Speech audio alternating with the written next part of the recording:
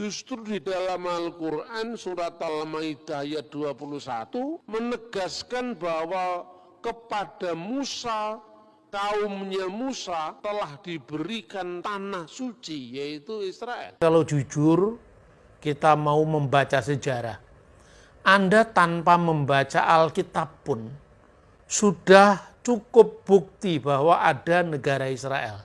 Dari mana kita tahu? Dr. Bambang Nursena menegaskan, siapa pemilik Yerusalem atau tanah Israel menurut Al-Quran, Alkitab, dan sejarah. Ulasan ini menjadi sangat penting dan seringkali banyak orang berkomentar tanpa ada kerendahan hati, keseriusan, dan kesungguhan untuk mempelajari terkait siapa sebenarnya pemilik Yerusalem atau tanah Israel. Oleh karena itu, silakan menyaksikan ulasan pembahasan Dr. Bambang Nursena ini sampai tuntas. Bapak Ibu Saudara, pertama-tama mari kita saksikan dulu penjelasan singkat Dr. Bambang Nursena bagaimana perspektif Al-Quran terkait dengan tanah Israel. Bagaimana dengan ungkapan Al-Quran sekarang? Nah ini penting ini. Justru anehnya Al-Quran sendiri kalau ini dijadikan rujukan sebagai konflik agama, justru di dalam Al-Quran surat Al-Maidah ayat 21 menegaskan bahwa kepada Musa, kaumnya Musa telah diberikan tanah suci, yaitu Israel. Disebutkan di dalam surat Al-Maidah 21 digambarkan Nabi Musa itu menyampaikan kepada kaumnya, ya qaumi udkhulu al-ardal muqaddasah allati kataballahu lakum. Wahai kaumku, ya qaumi udkhulu, masuklah al-ardal muqaddas, ke tanah suci, allati, yang oleh Allah kataballahu lakum, diberikan kepadamu. Nah, bagaimana teks ini kemudian dipahami oleh orang-orang pejuang Hamas Palestina sekarang? Sejak orang-orang Israel menolak Muhammad sebagai nabi terakhir, maka perjanjian ini sudah batal. Baik, selanjutnya kita akan menyaksikan sekaligus menyimak secara sungguh-sungguh sejarah singkat kepemilikan bangsa Israel atas tanah Israel dari sudut Alkitab maupun sejarah. Saya ingin menggambarkan yang pertama adalah sketsa singkat sejarah negara Israel. Jadi sebetulnya kalau jujur kita mau membaca sejarah, Anda tanpa membaca Alkitab pun sudah cukup bukti bahwa ada negara Israel. Dari mana kita tahu? Ya dari fakta-fakta lewat prasasti-prasasti sejarah yang diterbitkan oleh raja-raja atau penguasa-penguasa yang tidak hanya dari negara Israel, tapi juga dari negara musuh-musuh Israel. Misalnya, tentang kaum Israel. Nama Israel itu sendiri di luar kitab suci itu muncul pada prasasti Fir'aun Meren Petah tahun 1205 sebelum Masehi. Tentu ini terjadi setelah peristiwa eksodusnya Nabi Musa. Karena tahun 1205 sebelum Masehi. Lalu setelah itu orang-orang Israel di bawah kepemimpinan Yosua, karena Musa tidak sampai masuk ke Eret Yisrael, ke tanah Israel. Dia hanya melihat dari kejauhan, yaitu dari Bukit Nebo di Yordania, sementara Yosua melanjutkan perjalanan dan perjuangan Musa itu, lalu terjadinya pembagian tanah pusaka pada 12 suku Israel, lalu masuk ke zaman hakim-hakim. Setelah masuk zaman hakim-hakim, orang Israel meminta raja kepada Tuhan. Lalu mulailah berkuasa Raja Saul yang diangkat, diurapi menjadi Raja Israel. Mulai tahun 1050 sebelum Masehi, berkuasa sampai 1010. Lalu digantikan oleh Raja Daud mulai tahun 1100 sebelum Masehi sampai 970 sebelum Masehi. Lalu setelah itu digantikan oleh Salomo putranya. Dia berkuasa sampai tahun 930 sebelum Masehi. Setelah itu kerajaan Israel pecah menjadi dua. Yang di utara beribu kota nantinya di Samaria, dan itulah munculnya sekte yang namanya sekte Samaria, itu dari Israel di wilayah utara. 10 suku ikut di wilayah utara, dan 2 suku yang didominasi oleh suku Yehuda ikut wilayah selatan yang tidak lain putra dari Salomo yang namanya Rehabeam.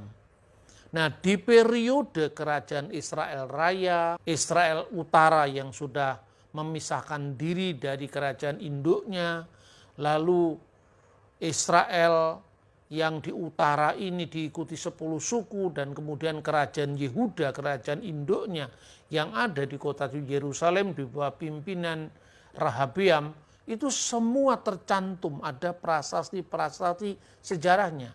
Pada zaman Salomo misalnya, ada prasasti yang disebut kalender Geser, yang ditulis dengan huruf Paleo Hebrew, yang menunjukkan bahwa huruf yang sama ini dipakai sebelum kerajaan Israel itu terbelah menjadi dua. Nah, kemudian pada masa kerajaan utara, kita juga dibuktikan adanya prasasti yang disebut prasasti Batu Moab, di mana Raja Mesya melakukan peperangan dengan Yoram Raja Israel, dan kemudian ditulis di situ eksistensi seorang Raja Israel yang bernama Omri Melek Yisrael. Itu ada dalam prasasti Batu Mesa tahun 850 sebelum Masehi. Lalu bukti tentang adanya sinkretisme atau pencampuraduan agama antara Yahweh Adonai Allah Israel yang disembah di utara bersama Dewi Asyera. Ada 2 prasasti, namanya prasasti Kuntilet Ajrut dan prasasti Kirbet Elkom. Itu juga membuktikan eksistensi tentang kerajaan Israel. Lalu kerajaan Yehuda misalnya muncul dalam prasasti Teldan, di mana karena kerajaan Yehuda itu meneruskan keturunan Daud, maka kerajaan itu disebut juga dengan Bet David, rumah Daud, artinya the family of David. Ini masih banyak sekali inskripsi-inskripsi yang menjadi bukti sejarah tentang eksistensi kerajaan Israel. Bahkan yang di utara ini bertahan sampai tahun 722, sebelum akhirnya mereka ditawan oleh Asyur. Maka kerajaan yang di selatan bertahan sampai tahun 586 ketika mereka dibawa ke pembuangan Babel. Tapi tahun 539 sebelum Masehi, Kores Agung melakukan pembebasan terhadap semua tawanan Babel termasuk Israel. Dalam baris ke-33 dari prasasti Slinder Kores Agung dengan jelas bahwa bangsa-bangsa taklukan Babel itu dikembalikan kepada wilayah atau negaranya masing-masing, dan mereka diperbolehkan bahkan difasilitasi untuk membangun rumah suci bagi dewa, Tuhan atau agama keyakinan masing-masing.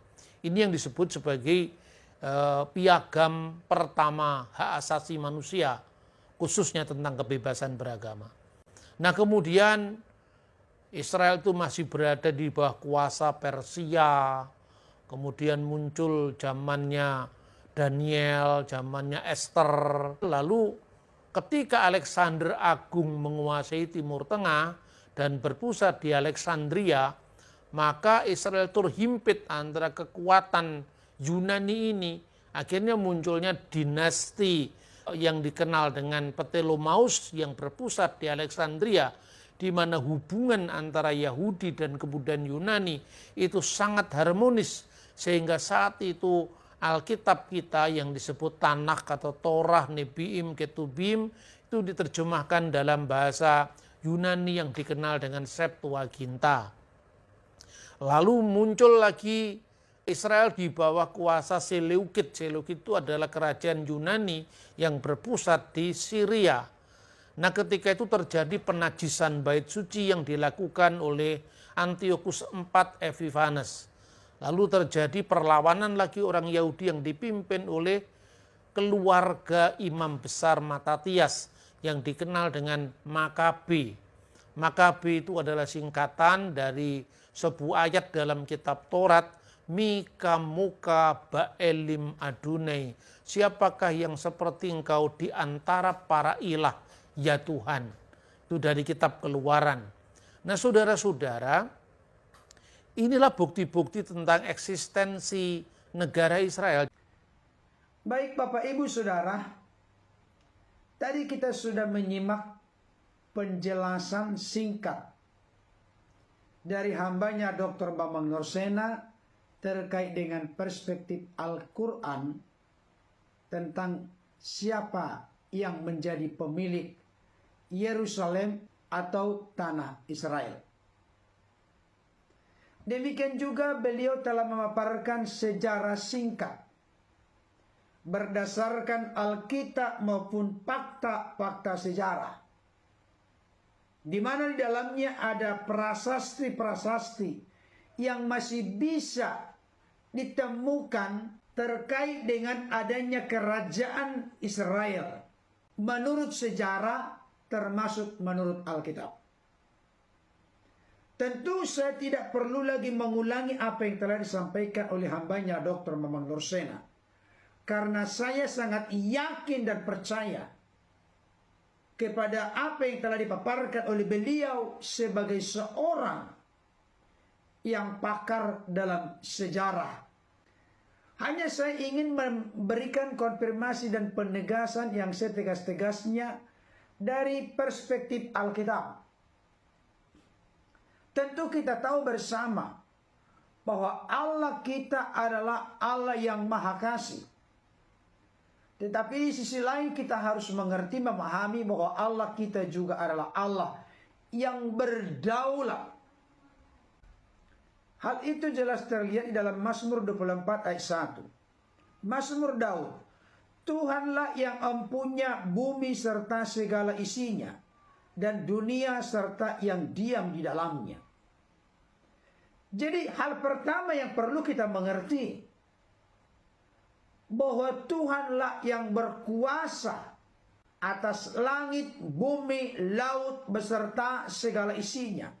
Sebab Tuhan yang menciptakan, mengadakannya, maka Tuhan berkuasa berdaulat penuh dalam memilikinya serta mengaruniakan, menyerahkannya kepada siapapun yang dikenan oleh hatinya, bukan oleh intervensi campur tangan manusia.